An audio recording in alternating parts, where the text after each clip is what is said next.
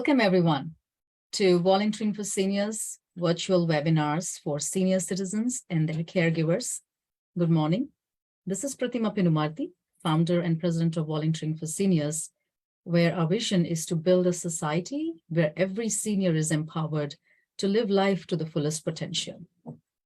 We are guided by our core values of compassion, service, volunteerism, good stewardship, and diversity. Before we start a talk today, I would love, and being a Veterans Day, we at VFS would like to honor the men and women from all walks of life who have stepped forward and chosen to fulfill their dutiful obligation to defend this great nation throughout our history. Thank you all, our veterans, for your courage, strength, and dedication to keeping us safe. Since the year 2021, we have been conducting a number of virtual webinars, conferences, talk shows, keynote presentations, a couple of general sessions that focuses on supporting health and self-care of seniors and caregivers of elderly and individuals with or without dementia across USA. As we all know that dementia has physical and psychological, social, and economical impacts, not only for people living with dementia, but also for their carers, families, and society at large. There is often a lack of awareness and understanding of dementia, resulting in stigmatism and barriers to diagnosis and care. Dementia is not a specific disease, but is rather a general term for the impaired ability to remember, think, or even make decisions that interferes with doing everyday activities. Alzheimer's disease is the most common type of dementia that most of us know. Though dementia mostly affects older adults, it's not a part of normal aging.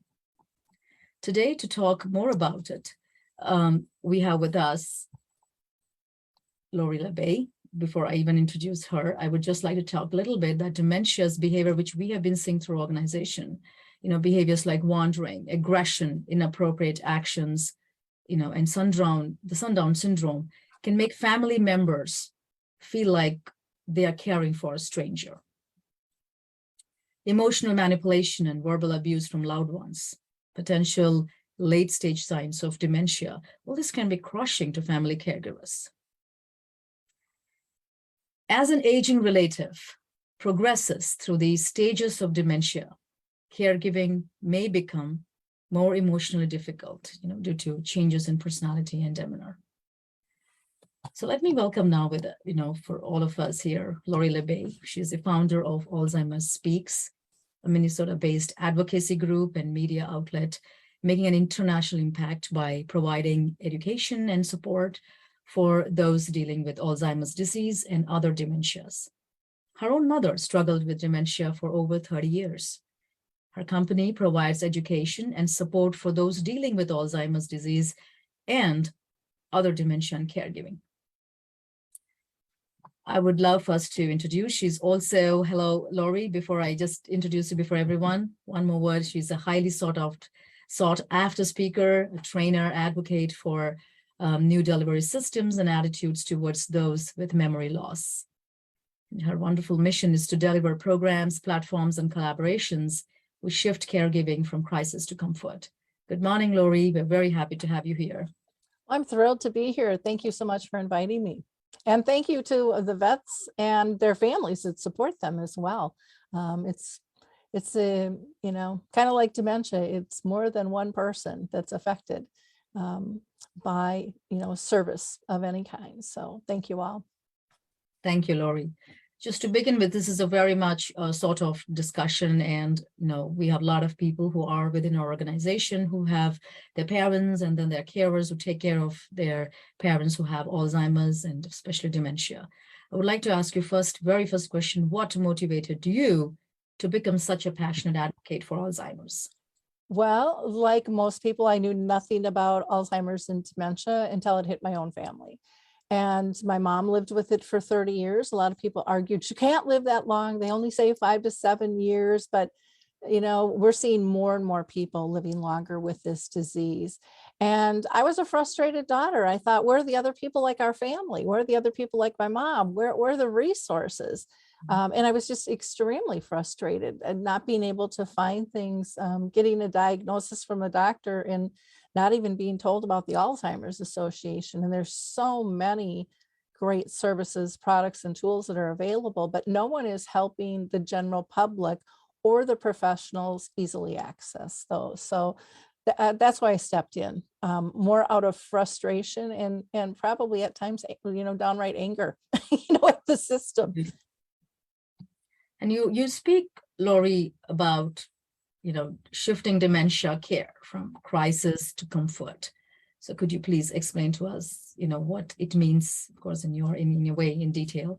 Well, I think for most of us, if we're family members or maybe we're an individual that's struggling with some things, it's normal for us to have this period of denial. And the longer we're in that period of denial, the more angst is created, the more stress happens. And, stress triggers more symptoms. And so it's really important, for us to get educated to help reduce those symptoms, to find out what options and support are there, because I truly believe we can live graciously and have full lives if we're walking alongside someone, or if individuals are living with a diagnosis. There is still purpose, there are still connections.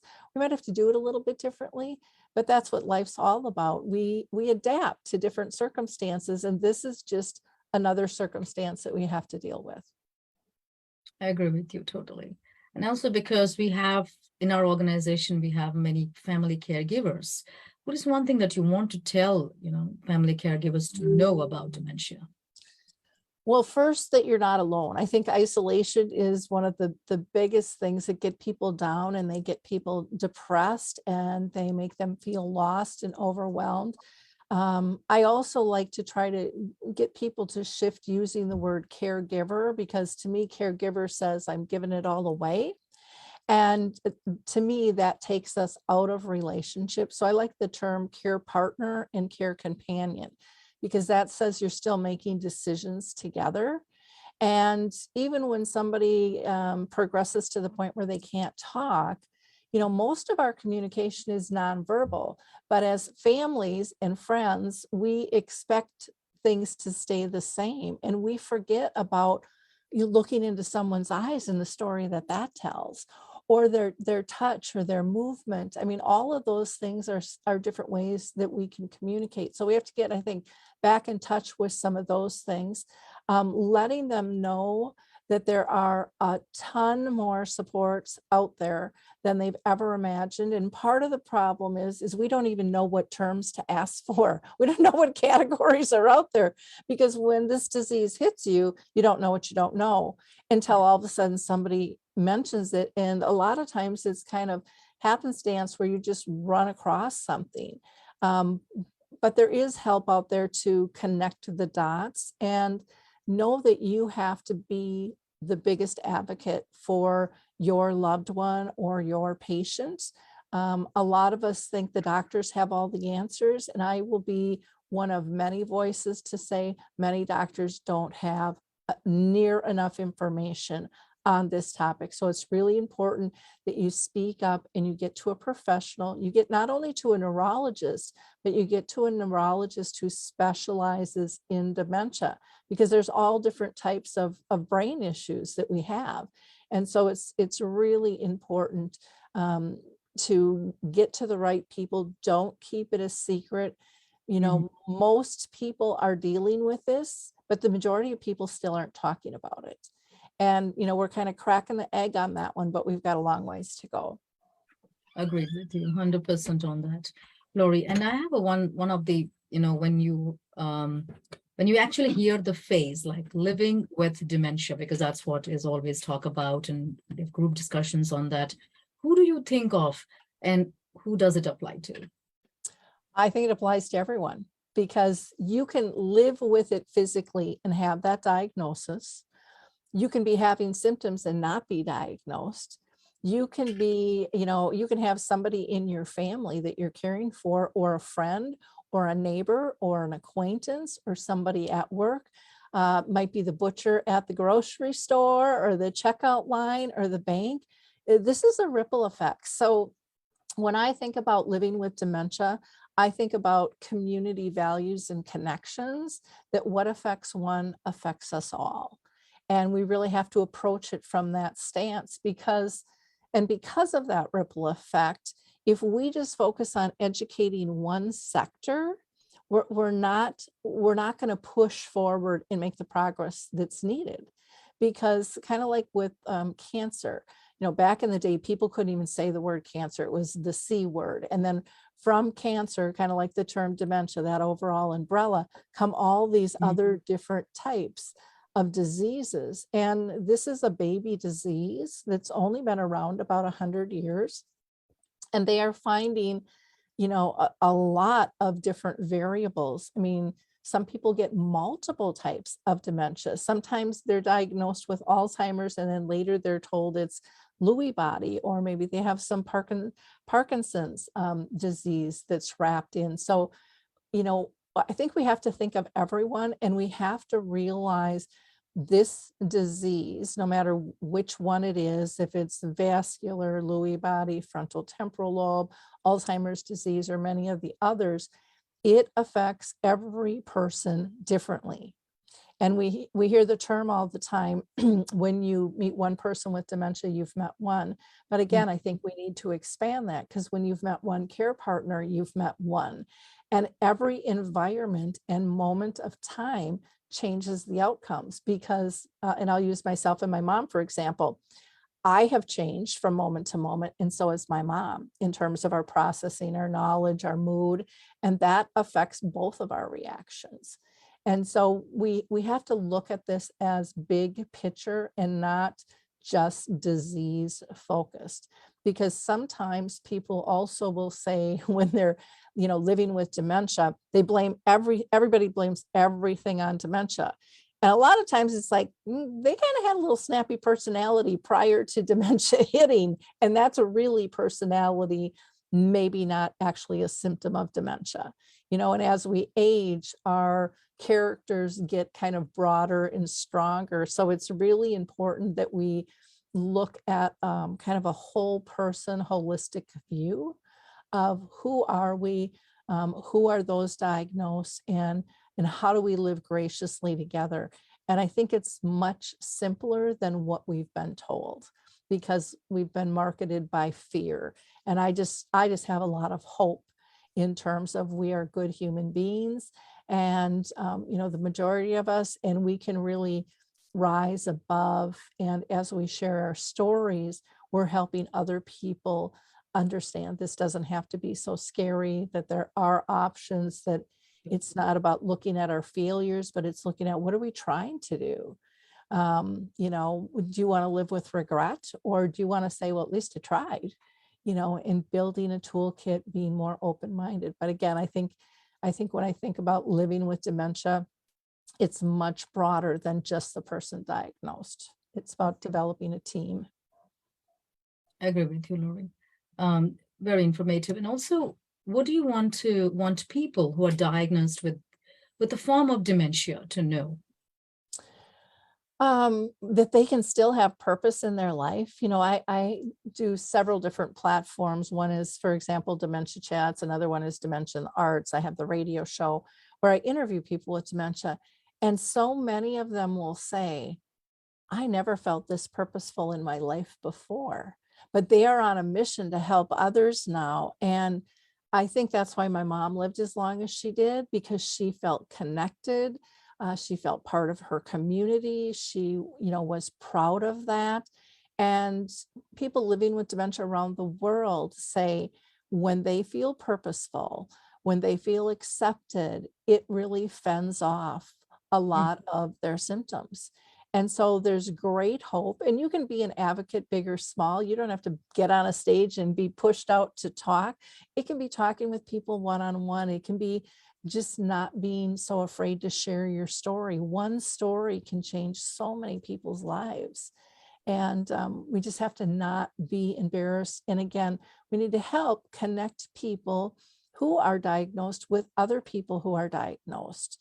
There's, Dementia Action Alliance, there's Dementia Minds, there's Dementia Mentors. I've got programs on my platform. You've got groups. There's so much out there, but we have to connect people, because when we have peers, we have a sense of community, we have a sense of belonging, and then we have a sense of purpose.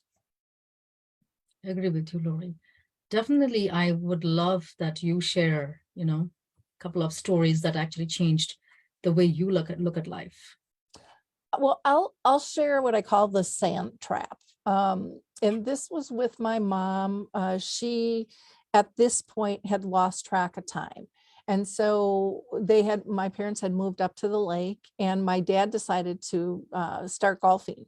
And he would golf one time a week, and he would get up like at 5 a.m. He'd leave by 6. He was usually home by 10, 11 at the latest.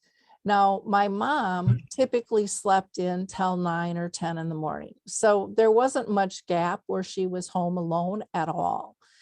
But in her mind, she would tell everybody, I'm a golf widow. My dad was golfing 24/7 every day of the week. And because in her mind, he was doing something she wasn't invited in, and they were always 2 peas in a pod.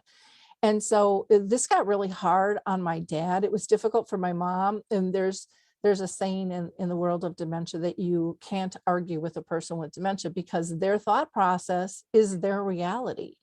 And so, part of, the symptoms of dementia is with certain types and at certain times, you can't use logic to argue, your case. So we decided as a family that my mom was physically able, so let's take her golfing. So my husband and I and my mom and dad went golfing, and my dad and my husband were ahead. And my mom is swinging her clubs, and she takes this swing, and the next thing I know, she's like rolling down into a sand trap. So she goes from this beautiful green grass into this sand trap, and she's laying on her belly.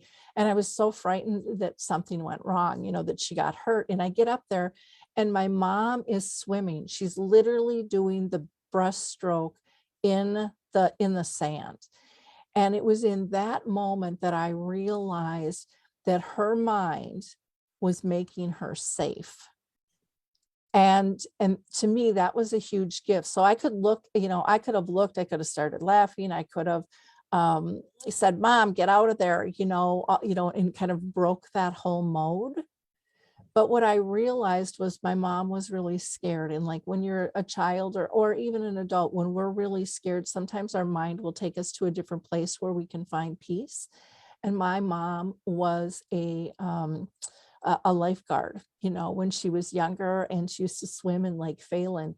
And that just gave me a whole different appreciation and understanding that her reaction for where she was at wasn't, I don't like the term behavior.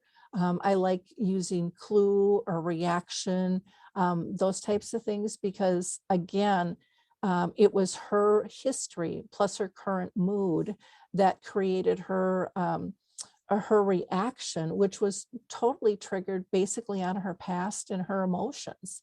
What was going to make her feel safe. So now, going forward, I could see when my mom acted, not typical, not normal, whatever words you wanted to use, that there was an equation I could go back and go, why is that? And that I have used in so many different circumstances, even like when my mom started screaming at my daughter at an event because my daughter picked up a cookie that fell on her chest. And my daughter couldn't figure out what was going wrong. My daughter was like 18. She had only known my mom with dementia. And what we broke down was that she had lost several interpersonal communication skills that were totally unconscious. So they were talking, they had eye contact, and they were holding hands. And in that instance where she went to pick up the cookie, she stopped holding her hand because she stood up. There was a break in the conversation, so she wasn't talking.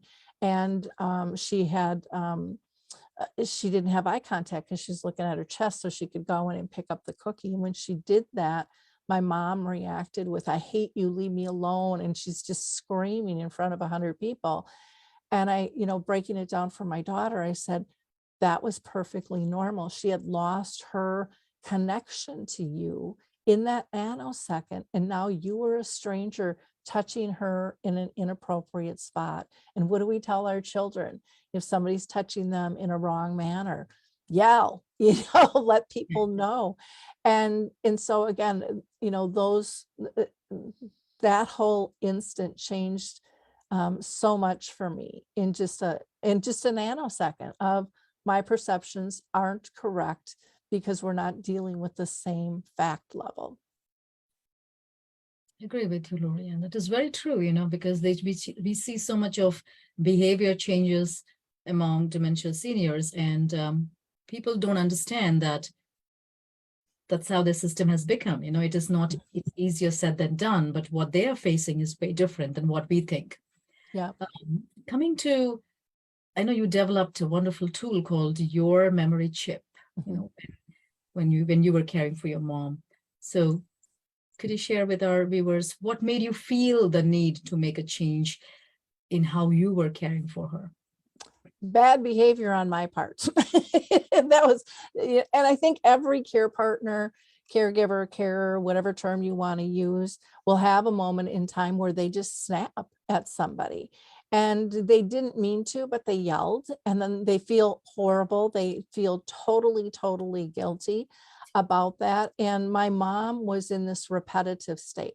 So she was asking the same question over and over and over, probably like 40 times in like 10 minutes. And I was like ready to pull out my hair going, I can't make a game out of this. I don't have time. I've got to get on schedule, and I was focused on what I needed to do. And I yelled at her, and I felt so horrible. And I thought, there's got to be another way. There's got to be a better way. My mom does not deserve that. She was always so good and kind to me, and caring for me growing up. And so I really prayed on it for a long time. And I decided that I was going to interview people around the world, those that were family care partners and those that were professional carers as well. And I asked them a couple of questions. The first question was, what do you want the person you're caring for to know? And, professionals said, well, that we're here to serve them and support them. And families said, typically, I love them. I don't ever want them to forget how much I love them. And I thought, well, that's great, but words aren't enough. We need to use that multisensory connection, just like with the cookie story, so that they have more ways to hold on to that thought. And so with my mom, for example, a lot of times I'd wear the same cologne so she could smell me. I could introduce myself and say, hey, Mom, it's Lori, so she would hear my voice. She would hear the same phrase. And then when I would exit, we used to go back to kind of a nursery rhyme thing. And I'd say, see you later. And then, she would say the second half of that phrase, see you later, alligator, and some people would look down at us and go, that's childish. You shouldn't be doing that. But what they're not understanding is that my mom had gone back in time before she had kids, before she was married. And a lot of those rote things when they're little bring them pleasure, because they're of a loving time in their life. And so I would use those multiple things with that. The other question that I asked people was, how do you do your work? And staff would say, well, I have a job description, and families would hold up a piece of paper and go, I have my checklist, and I was like the queen of checklists. And so every night I would write down everything and print out everything I had to do. And I'd look at that list and I'd think, okay, it's all for my mom. That's good. But what I realized was I was doing tasks and I was pushing my relationship to the side. And that taught me to take a breath, and that my list wasn't going to go away, and I could still sit by my mom, even if she wasn't in a talking mood, and just be in her presence and be content because she's content. Because a lot of times I think we're in hyperdrive trying to get things Mm. done. And we forget about what kind of, what kind of feelings we're projecting and how we're making the other person feel. And there's an old saying out there that says, it's not what we do in life, it's how we make other people feel that we will be remembered for. And I wanted to be remembered as kind of a comfort keeper, a lover of friends and family. I didn't want them to see me angry and angst and all of those things. And then the last question I asked people was, what do you want to remember? And what I found was people were talking about the past, and they were grieving what they had lost at this time, and they were grieving future loss as well. And we have to capture the moments before us. Like, my mom lived 30 years. If we would have listened to the doctors and say, well, she just can't communicate, put her in a home, do whatever, we would have lost so many beautiful times together. And I have great memories. And they weren't big and flashy. They were those heart chords that just kind of melt your whole body and give you comfort. Little phrases, little moments that might not even have words, that are just so meaningful to our connection. So I really, shifted after I asked people those questions from being really task oriented to first and foremost saying before any interaction with my mom, and I would do this multiple times a day, if it was in person, if it was on the phone, nowadays if it's video conferencing, and I would say, what I have to focus on is she safe? Is she happy? Is she pain-free? Now I still have to do my tasks, but if I put those things first, I found I did my tasks totally different.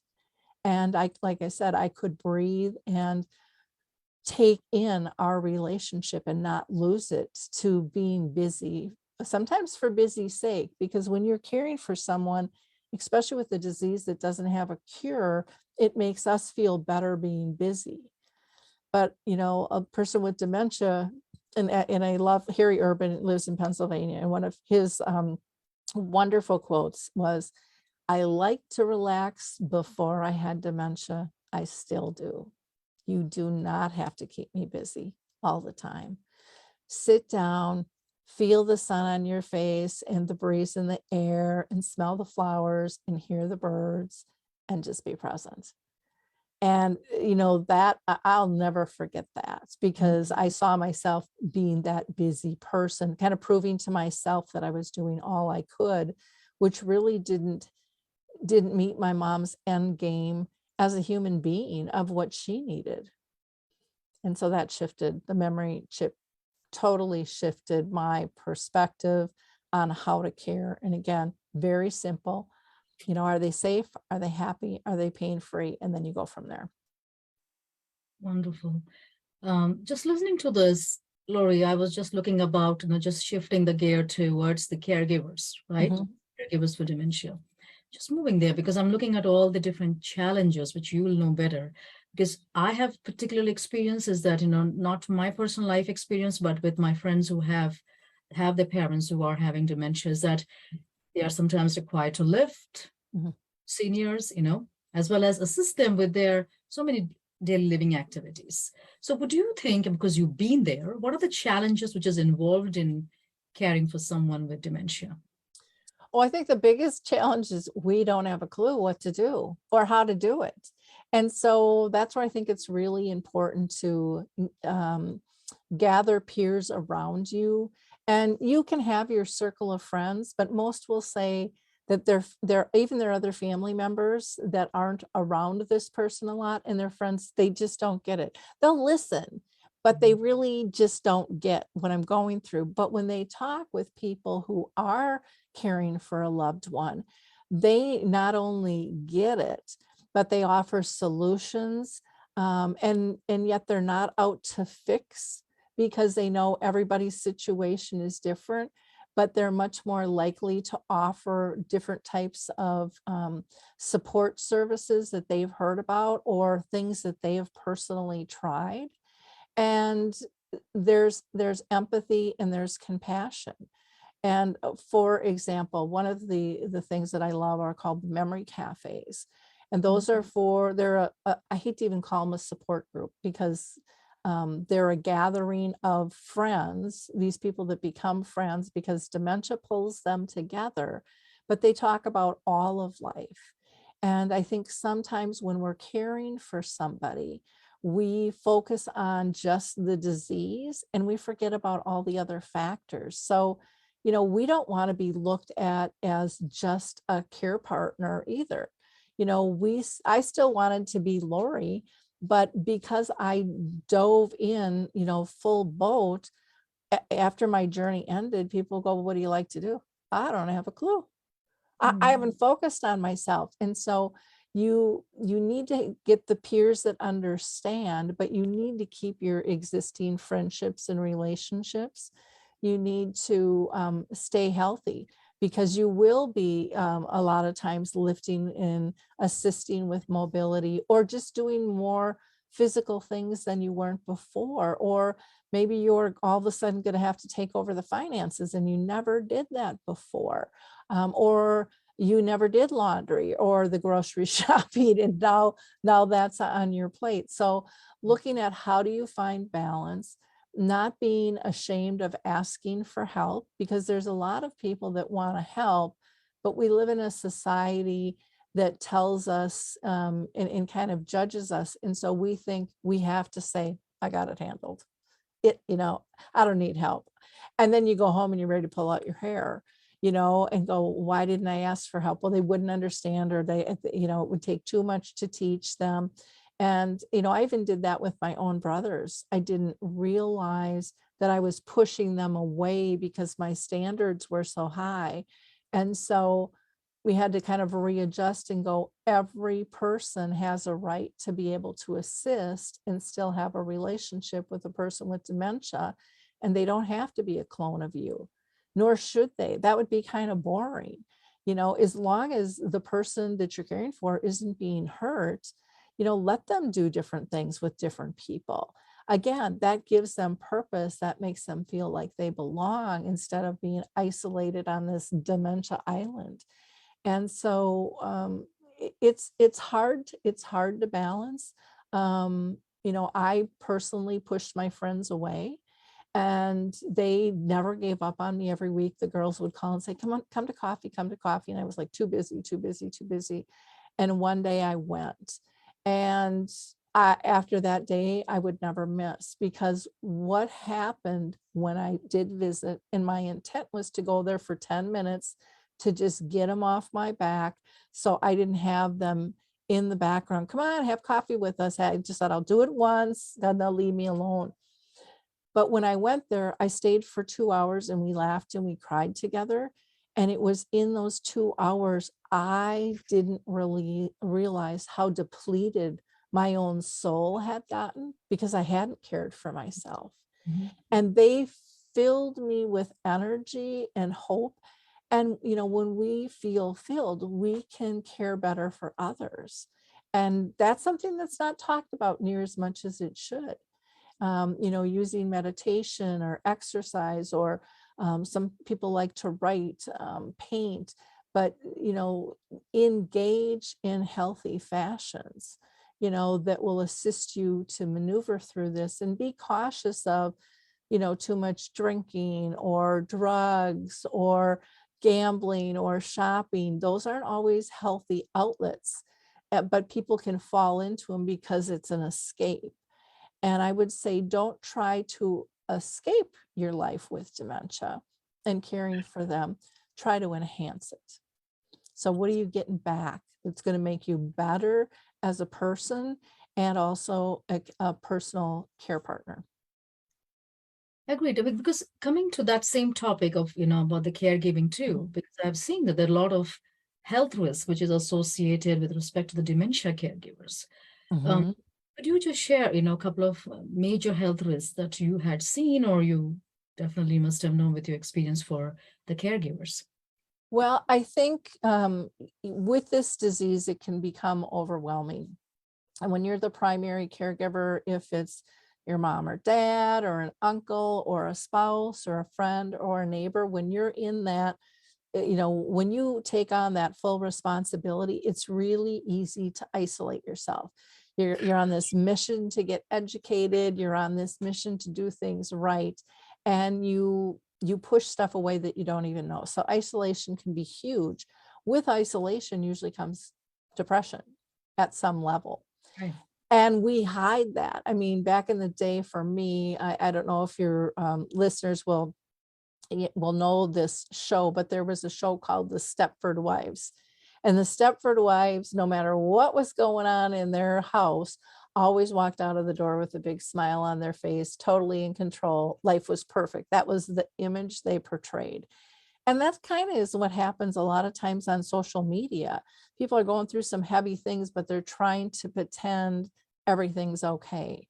And that, that can cause a lot of angst because now you're saying, I'm not who I'm projecting. So you're not in alignment with who you are.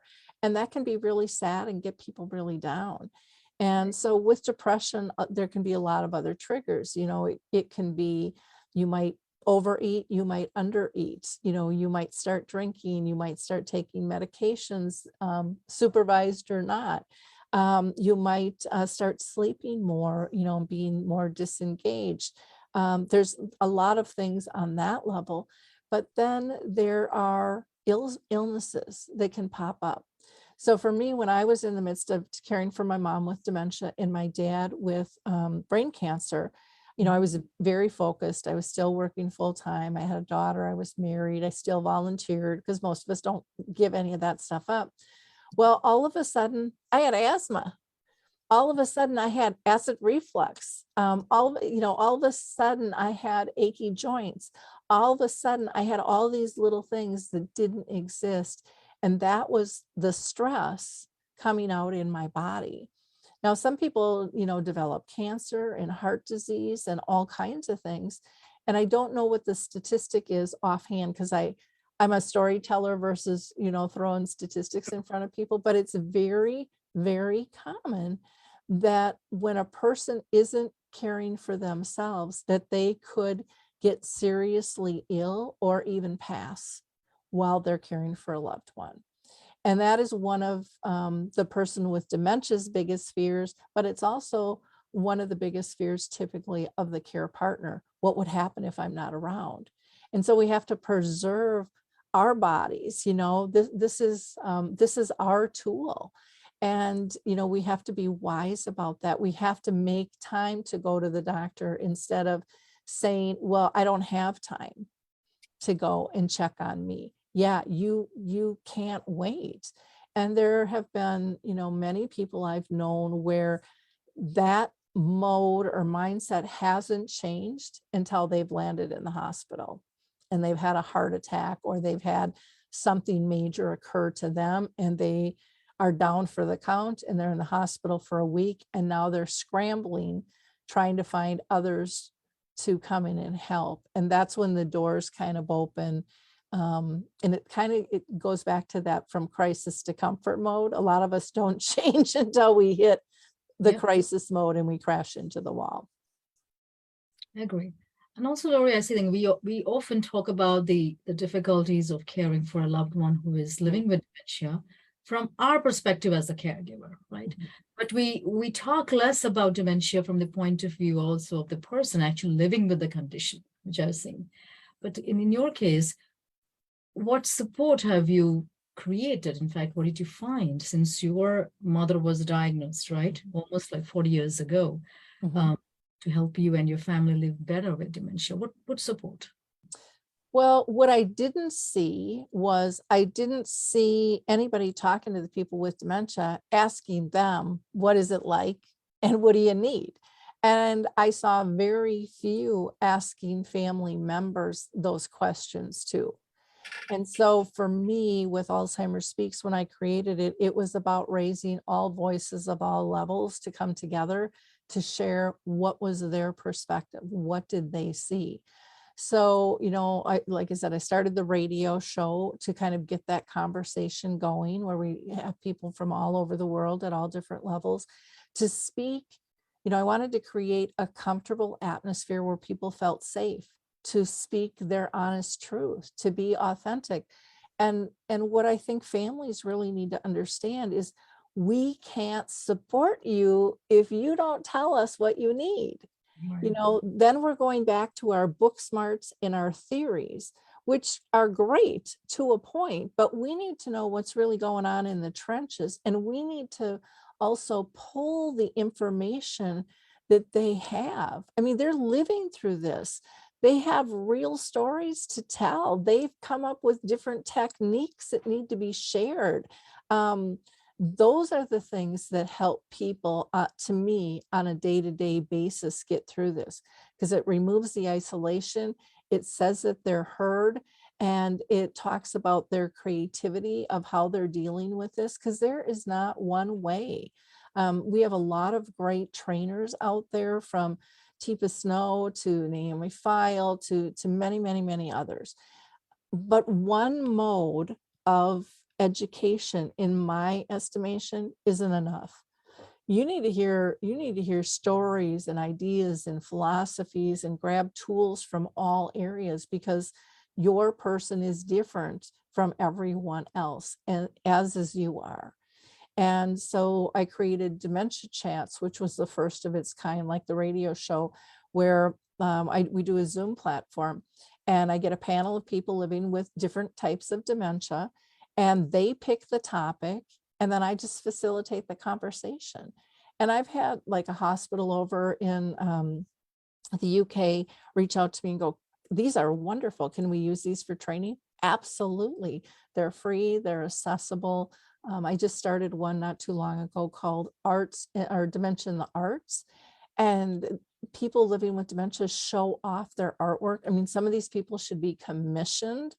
Others tell stories through their art of what it's like. Like some will do like a face mask and they'll say, "This is what I'm projecting on the outside for you to see." And then they turn the mask around and they're like, "And this is how I'm really feeling." And so those are the things I think that are life changing for people. I started the first dementia friendly community in the United States, with the help of the Lutheran Home Associations in Wisconsin. And again, that was about pulling community in, getting the conversation to a broader base, educating businesses as well as families and healthcare professionals to work as a team, to be more compassionate, to be less judgmental, and figure out how do we lift a person with dementia and keep them as independent as possible, and how do we support a loved one who's caring for somebody. One of the biggest things we can do as a professional or a friend, which many don't do, costs no money and takes no time, and it's to give contact or pull the person with dementia into the conversation. Even if you know they're not going to answer, that supports the care partner, because it says you respect my loved one, and it shows you're trying. And I've had people say, I have fired services. I have fired my financial planner or my attorney, because they're just talking to me and they are leaving out my loved one. So it's about respect and dignity in terms of how do we do that. Getting involved with the Purple Angel program that Norms McNamara started over in the UK, which is just a symbol anybody can use, and they can post it on their Facebook page, they can put it on their checks, but the whole goal is to just get people to ask, what is that graphic? What does it mean? And now you're having a conversation about dementia that's not scary, and realizing that none of us are ever going to have all the answers, but we are all 10 steps behind someone else, but we're 10 steps ahead of somebody else that we can help too. And so that is, to me, really important as well. But just again, raising all those different types of perspectives.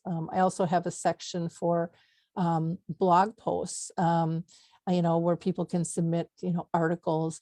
On my website, I have a section specifically for poetry, some people write beautiful poems about their, that's how they express their emotions. And people love reading other people's poetry, and they understand the journey. And again, it helps people not feel so isolated. And then, of course, there's Dementia Map, which was created. I'm a co-founder with Dave Weidrich, who has the Memory Cafe directory. And that was a dream of mine for like 40 years. From the day my mom got diagnosed, it was like, where's the resources? There's got to be a place to find the resources. And Yeah. there really isn't. And so, we have, and a lot of the public doesn't know this, we have government agencies, we have nonprofits, and we have for-profits, but they don't really work together. And we wanted something that allowed everybody to work together, something that was free and accessible 24/7, something where you don't have to give us any personal information. So you don't have to be worried about being scammed or hacked, because that's a huge issue. And we have 150 different categories people can search. Shifting the paradigm that everything that can help you doesn't need to be in your neighborhood. It doesn't have to be local anymore. So again, it's just kind of expanding our thought process and our philosophy of life, of what makes a good life. And to me, a good life doesn't have to be big and flashy and expensive. It's about those connections, and it's really about when you make those connections, especially as the disease progresses. To me, it was almost, well, it really was on a spiritual level. I can't even put it into words, but I realized that there were levels of unconditional love I didn't even know existed. Because again, kind of like dementia, you don't know what you don't know. But as you get into it, your connections are so deep, and you read each other much more. And that's another misconception. People think, well, they don't know who I am, they can't read my nonverbals. Yeah, they can. They it's kind of like if someone is blind, they say their sight and touch increases to compensate. The same thing happens with dementia. So there's so much to learn. And I always say what's good for dementia is good for the world. I haven't had a life lesson through dementia that I can't apply in other areas of my life to be a better person. And to me, that's a pretty big gift. It's wonderful, Lori. Just love listening to you.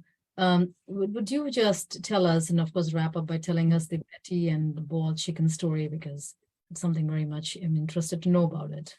Oh yeah, and I'm really excited because Betty the Bald Chicken's going to be birthed into a book here pretty soon. We're working on that, but I'm 63, and as I've aged, I've learned that when things come to me in the night, I better have a pen and a paper written down, next to my bed so I can write stuff down. Otherwise, I'm just not going to get any sleep. And this one night at like 2 a.m, I woke up and I just kept hearing the word Alzheimer's, like someone's talking in my room saying Alzheimer's, Alzheimer's. And I kept visualizing the word kind of going by on a screen. And then I would see this bald chicken. And I'm thinking, what in the world do these two things have in common? And then the story came to me. And so it's a signature story I do a lot with when I'm out speaking, and I wrap up, and it's all about how we care. So Betty was this healthy chicken living on this farm. She had a great life. Everything was good. She had friends and family and purpose, and a great sense of community. And one day she went to eat dinner, and she was out in the barnyard, and she was nibbling on her corn kind of all by herself. And she felt this tug and this pull kind of on her shoulder, and she looked around and nobody's around, because she said it felt like someone just kind of came up and pinched her, and no one was there. And she thought, well, this is really strange. And in her stomach, in her gut, her intuition said, your life's about to change, but she didn't know how. And she bowed her head back down to nibble on the corn, and she saw one feather had fallen.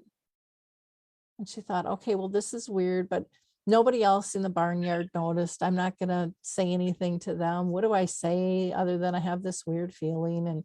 And so she kind of lets it go. And about 3 months later, she goes out to eat dinner again, and she feels this tug and this pull, except this time it really hurt. And it was like someone was grabbing like a fistful of feathers and just yanking them out of her. And she screamed out really loud. And when she did, she could see the fear in her friends and family's eyes, and people were like pushing back and others were pulling their kids away. And she was scared to death, and she had no idea why people in that instant of that scream were so frightened by her. And she looked down, and she saw that her body was kind of bloody and pockmarked, and there were feathers all over the ground, and she had no idea what happened. But from that moment forward, Betty was kind of uninvited to things. People didn't want to hang with her. There were events, literally, they called and said, no, you can't come. And she just felt so depressed and so alone. And she decided one afternoon she was going to just walk the outskirts of the farm. And as she did, she was kind of talking to herself and praying, going, I'm a good chicken. Why are they afraid? Why is this happening to me? I don't understand why everyone's so afraid of me. And she was crying, and she tripped on this rock and she tumbled forward. And as she did that, she fell off this cliff into this big ravine. And she's screaming, thinking, no one's even going to know I'm gone. No one's even going to know I'm dead. Nobody cares. Nobody looks for me anymore. And as she's falling and screaming, what Betty didn't realize was at the bottom of this big ravine was a community called the Caring Corral. And they heard her screams and her wails, and they all ran out to brace her fall. And not one of them ever asked what was wrong. They just wanted her to rest and heal, and gave her love and attention. And Betty, it felt very accepted in the community.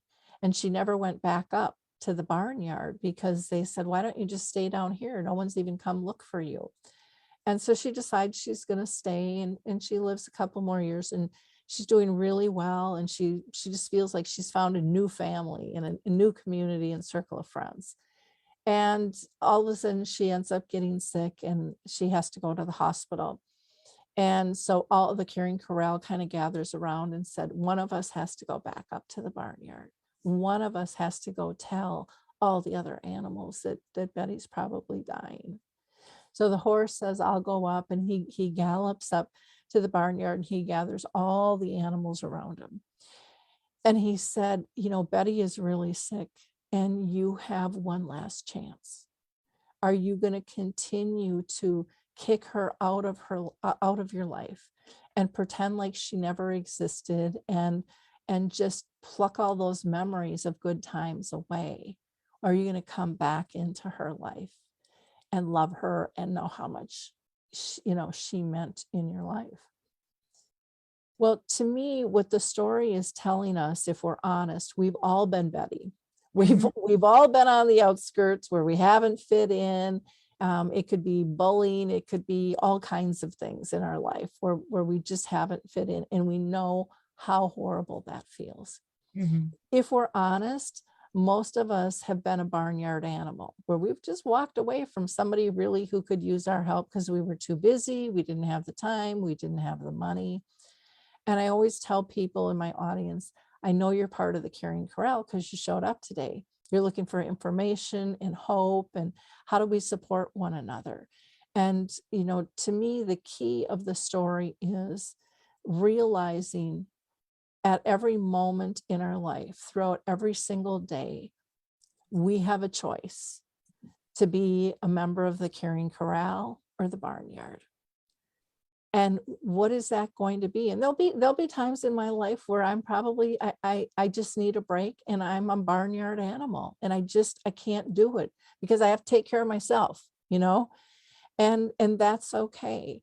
But I think so often we beat ourselves up when we make that decision, because a lot of times it's not a conscious decision. But when you make a conscious decision of it, you understand, again, if I can keep myself healthy, like you asked about care partners before, I can caregiver, I can step back into that role. And we all know how good it feels to help somebody else out.